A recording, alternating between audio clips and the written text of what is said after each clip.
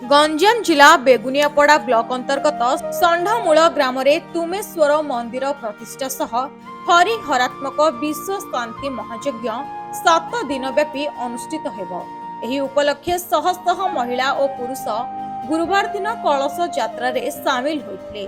सकाळ समय रे मंदिर ठारे पूजा अर्चना परे याज्ञक पुरोहितक सह षंढमूल स्थित नुआगुळ पोखरी को जाइतले। पोखरी पठारे पूजा अर्चना परे शोभा यात्रा रे कलश धरी ग्राम परिक्रमा करी यज्ञ स्थल रे पहुंचितले। एहा परे साला संस्कार नाम यज्ञ और कार्यक्रम आरंभ होइतला। आजि ठारु समस्त भक्तंक पई अन्न यज्ञर व्यवस्था मध्य करा जायछि। बुधवार दिन अंकुरोपण कार्यक्रम अनुष्ठित होइतला।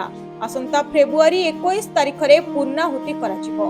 7 दिन व्यापी नाम यज्ञ, घृत यज्ञ, ज्ञान यज्ञ, गो यज्ञ, अर्ण यज्ञ अनुष्ठित हेब। एथिसह मनोरंजन कार्यक्रम मध्य संध्यारे अनुष्ठित हेब। एथिरे षंढमूल पंचायतवासी युवक संघ आखपाख 6टी पंचायत और बेगुनियापड़ा ब्लॉक अंचलर भक्त माने सहयोग करुछन्ति। गंजामरु Shipra Patnaik report, Q news.